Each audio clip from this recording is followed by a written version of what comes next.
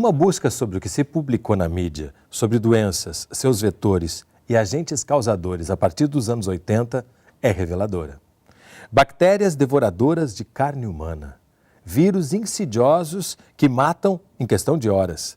Micro-organismos mutantes e multiresistentes ao arsenal de medicamentos disponíveis.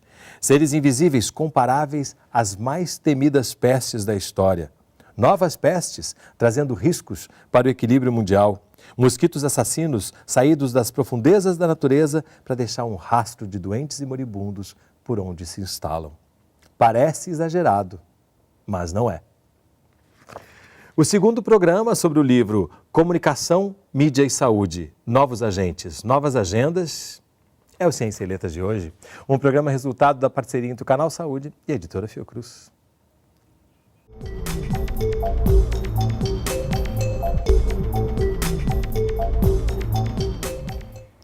Conversa comigo no estúdio do Canal Saúde dois dos autores do livro. Wagner Oliveira, jornalista, editor do selo Fiocruz Vídeo, mestre em divulgação da ciência pela FRJ, e Igor Sacramento, pesquisador do Laboratório de Pesquisa em Comunicação e Saúde do ICICT, da Fiocruz. Sejam bem-vindos. Obrigado.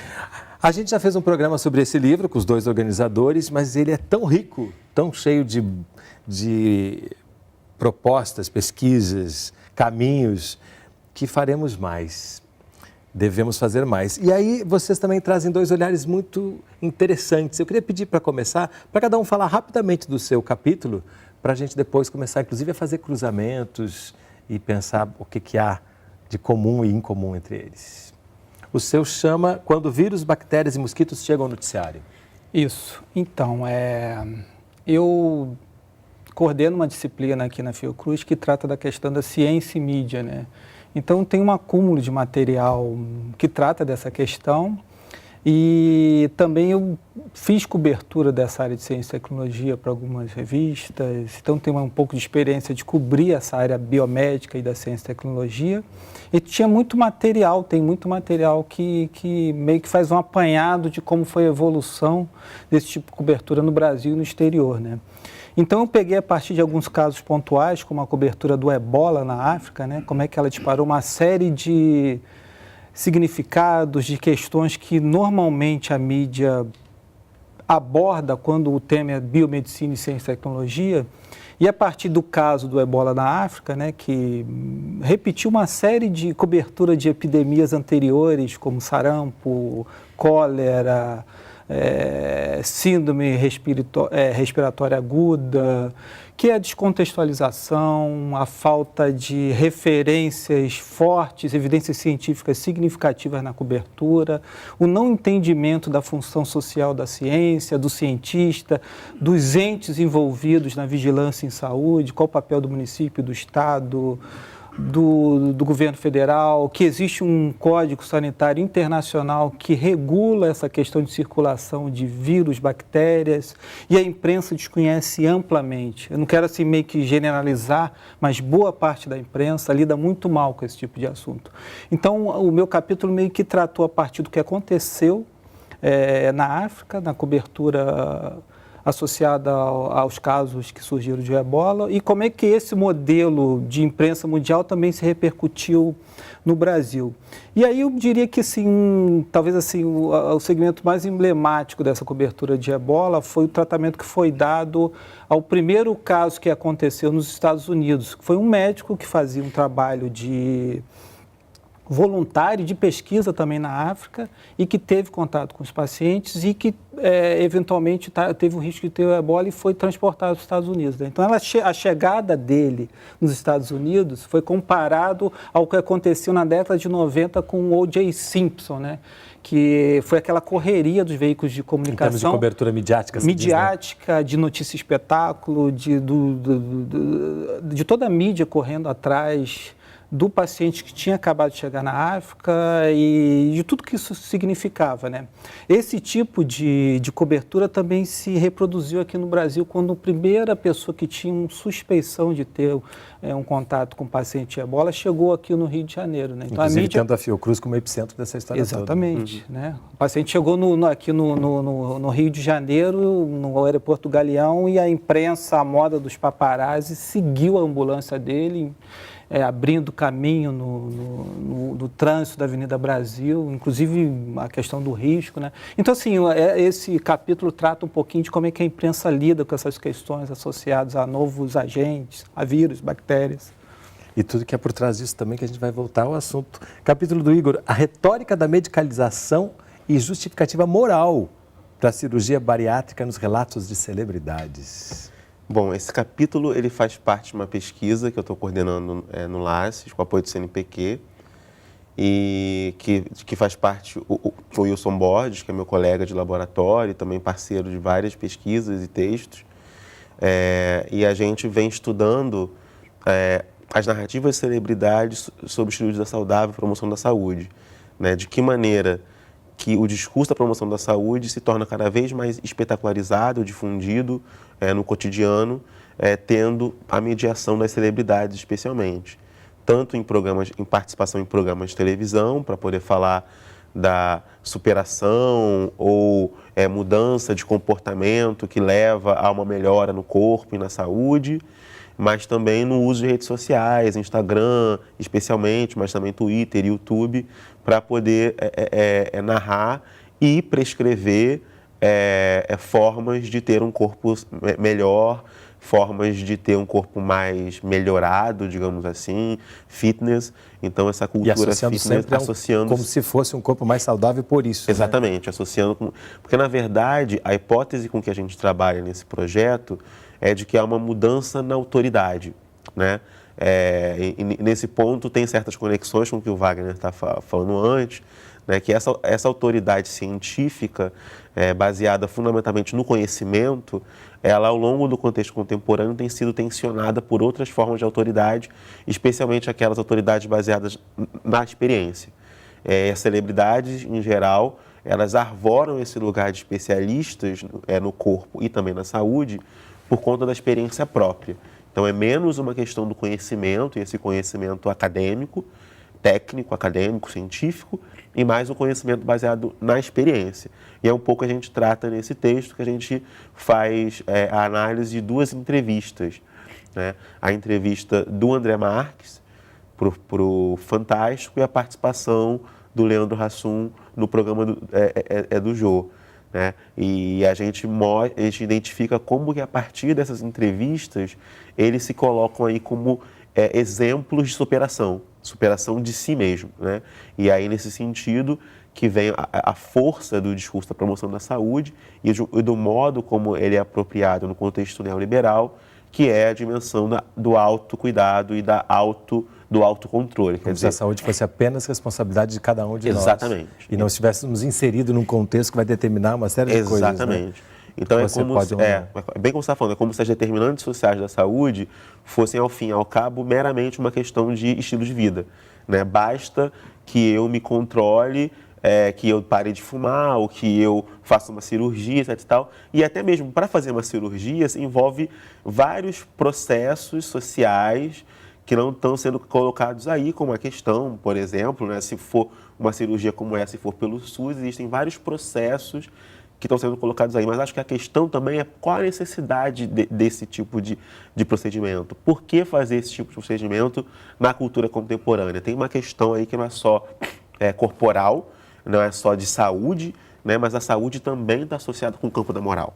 É um pouco que a gente quer tratar disso. E não só nesse caso, mas em vários lugares do momento aparece, e o Canal Saúde também pesquisa muito isso, é como que a saúde acaba sendo apropriada, né, dessas diversas formas e acaba sendo confundida com audiência, acaba sendo confundida com estética.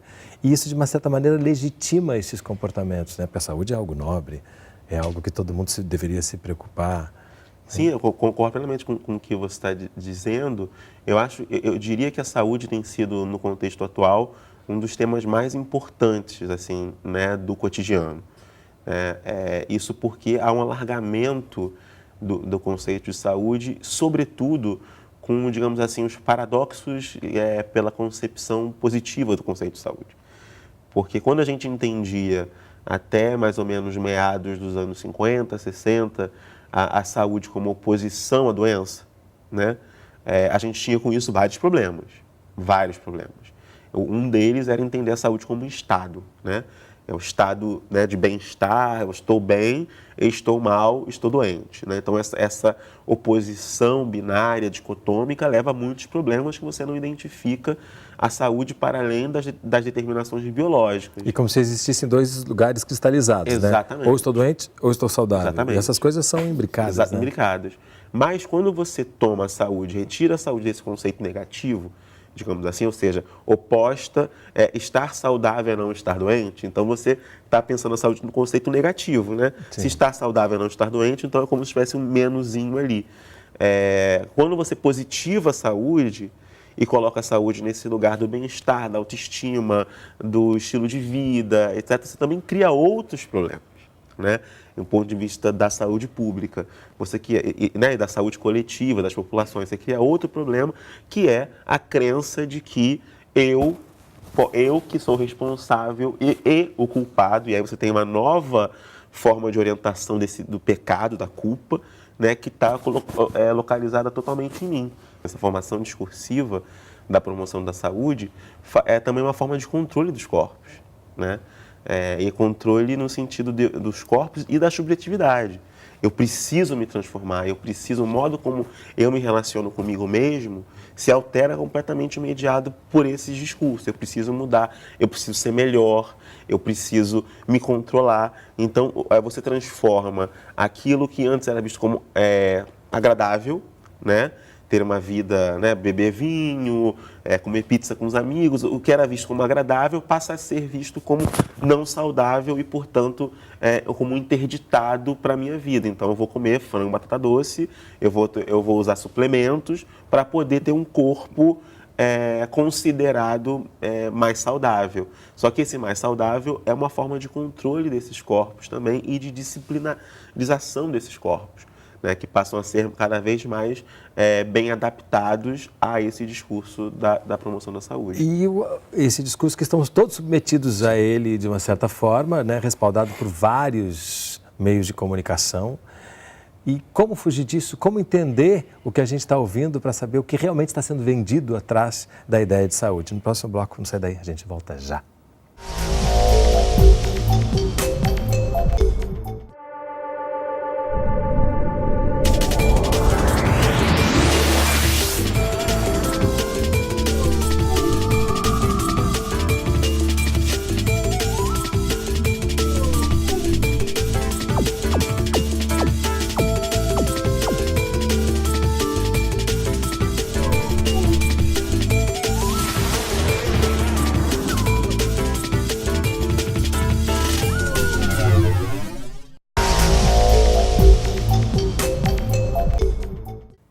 Cinceleta está de volta conversando sobre o livro Comunicação, Mídia e Saúde, Novos Agentes, Novas Agendas. Comigo, no estúdio do Canal Saúde, Wagner Oliveira e Igor Sacramento. Eu mostro aqui agora, no início desse bloco, algumas capas relativas ao ebola, quando ele ainda era um problema circunscrito ao território africano. E você falou uma coisa muito importante, que eu acho que passa por todos esses temas, que é quando você não contextualiza a matéria e aquilo acaba tomando um peso de verdade ou virando uma coisa que espalha medo. Enfim, todas essas consequências que tem dessa superficialidade que acaba tomando conta. E é uma questão, por exemplo, você fala aqui que não se mencionam em nenhum momento que empresas estão comprando terras e modificando ecossistemas com ocupação desordenada e plantio de transgênicos em Libéria, Guiné e Serra Leoa, que foram os 3 países. Eu acho isso tão emblemático de uma série de coisas que a gente está falando aqui, né? Do risco, agora sim, do perigo que se corre, inclusive da gente assimilar essas notícias e passar adiante, né? Essa questão assim, dos determinantes sociais da saúde, e das questões assim que afetam o ambiente, ocupação desordenada, de como é que a gente está interferindo, né, no planeta para que outros agentes passem a circular, eu diria que assim, que de forma muito leve é abordado pela imprensa, né? A gente teve um seminário que, paralelamente ao que estava acontecendo na África, discutiu as questões de saúde e ambiente, e veio um palestrante da Colômbia que exatamente colocou essa questão, que o pano de fundo para a reemergência da ebola na África era a questão que, assim, extensões de terra estavam sendo compradas por multinacionais de floresta, cerrado, ou seja, o habitat, o ambiente natural africano estava sendo modificado e com isso você interferia nas condições entre homem, hospedeiro e parasita, né? Então você interferindo no ambiente, você desconstrói toda uma dinâmica que estava colocada para a questão da ebola e até de outras viroses, né, e outras questões de saúde pública, mas esse tipo de abordagem dificilmente é trazido pela cobertura jornalística, né? Então, os chamados determinantes sociais da saúde, eu diria que quase sempre estão num terceiro, num quinto, ou em nenhum plano, na maioria das vezes, eu diria, na cobertura de temas de saúde coletiva e de ciência e tecnologia de forma geral. Não, ele concordo plenamente com o que o Wagner está falando. Há um apagamento, em na maior parte dos casos, em outro silenciamento em relação aos determinantes sociais da saúde que aparecem aí comparando com o contexto brasileiro. Se a gente for pensar nas arboviroses como dengue, agora mais recentemente zika, microcefalia, etc., há um apagamento também das determinantes sociais e por exemplo, das mudanças ambientais e os desastres ambientais de Mariana, por exemplo, né? Claro que não há uma relação causal com as epidemias, mas certamente há uma mudança, né? Há fortes indícios, né? A volta da febre amarela por conta disso, né? Então você tem uma mudança muito drástica Sim. no ambiente e, em geral, as discussões pautadas, né, e levadas pelos meios de comunicação, digamos assim, de grande circulação, elas ignoram, ou como eu disse, apagam ou silenciam. E há sempre interesses grandes, econômicos por trás, não só das próprias empresas que veiculam essas notícias, como aquilo que elas estão ou veiculando ou deixando de veicular, né? São interesses econômicos, eu diria também políticos, né?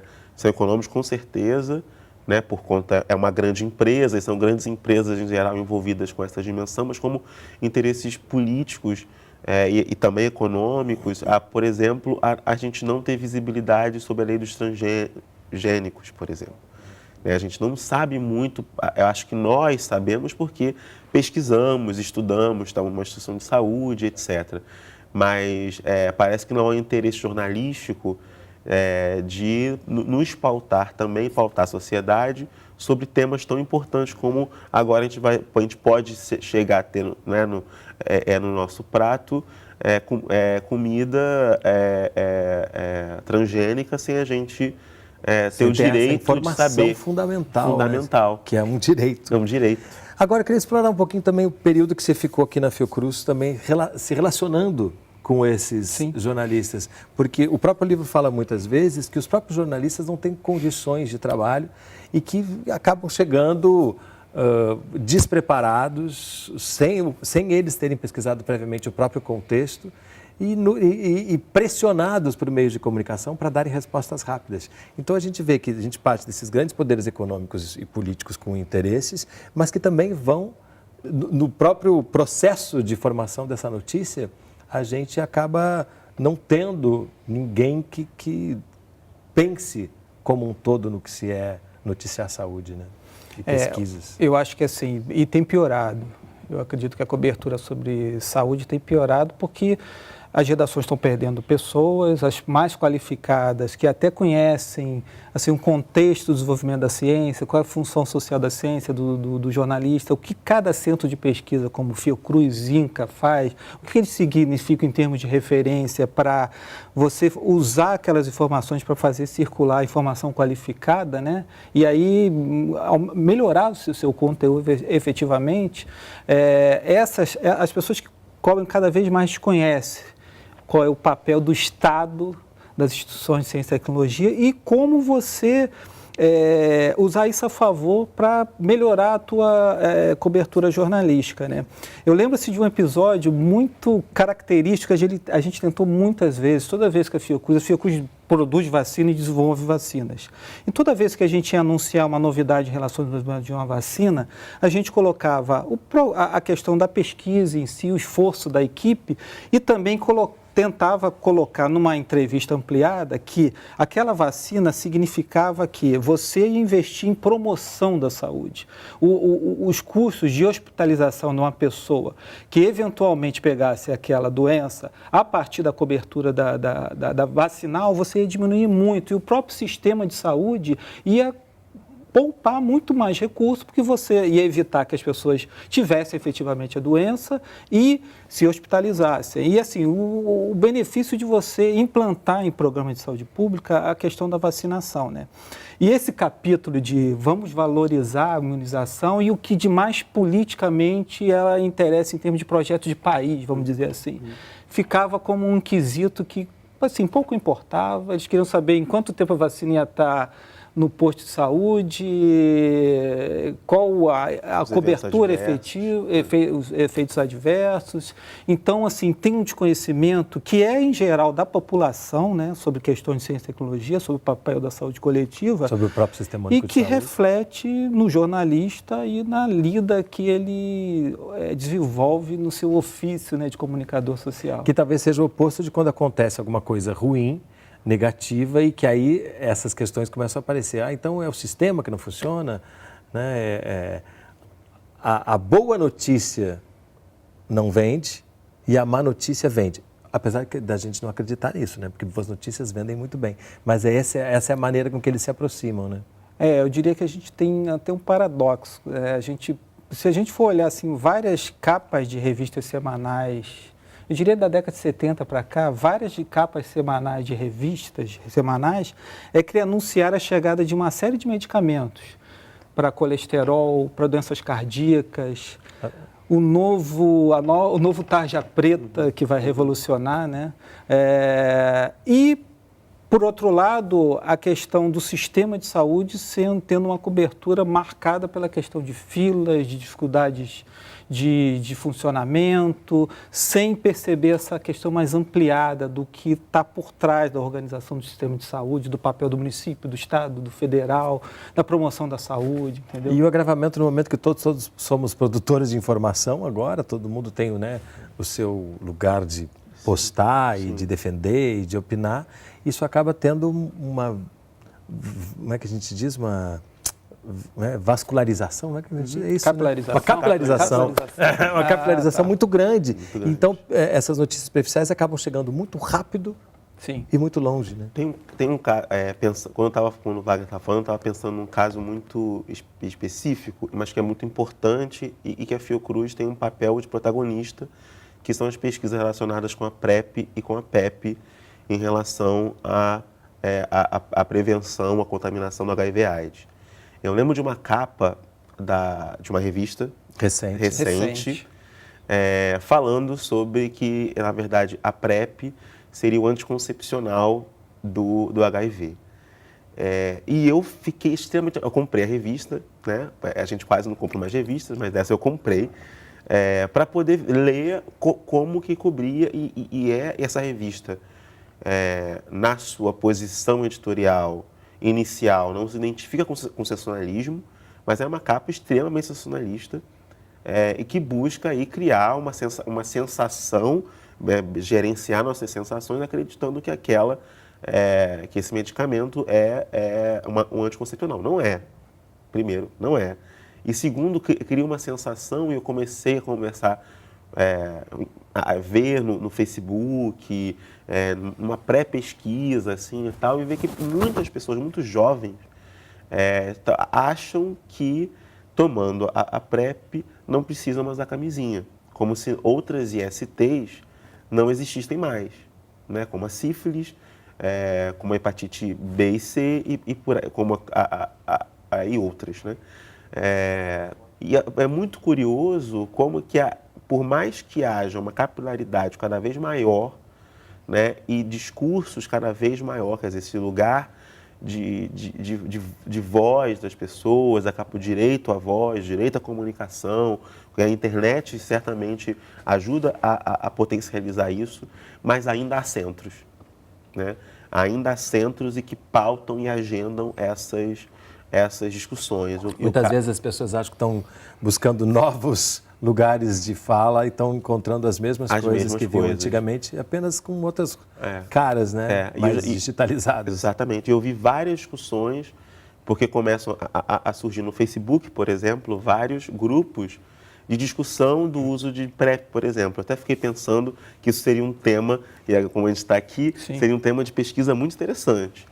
Para quem quiser, tem um salão de convidados que a gente fez aqui dentro do Canal Saúde, que foi em resposta a essa matéria também, clamando por um jornalismo mais responsável. Que é o que temos aqui. Inclusive, outros capítulos também que são muito interessantes para a gente ficar atento em relação ao que a gente lê e buscar. A própria Fiocruz é um centro de referência e buscar, a partir de alguma dúvida, centros avalizados de referência em pesquisa científica para saber até que ponto as coisas estão sendo esclarecidas ou estão sendo formas de aumentar lucros e aumentar visualizações de posts e essas coisas todas que hoje em dia também valem dinheiro. Parabéns e brigadíssimo pela presença de vocês aqui conosco. Obrigado, Renan. O programa Ciência e Letras é resultado de uma parceria entre o Canal Saúde e a Editora Fiocruz. Se você quiser entrar em contato conosco, mandar sua crítica ou sugestão de leitura, nosso endereço eletrônico é canal.fiocruz.br. Ou então, acesse nossa página no Facebook. A gente se vê no próximo programa. Até lá! Para entrar em contato com a Editora Fiocruz, acesse www.fiocruz.br/editora ou ligue para 21 3882 9007.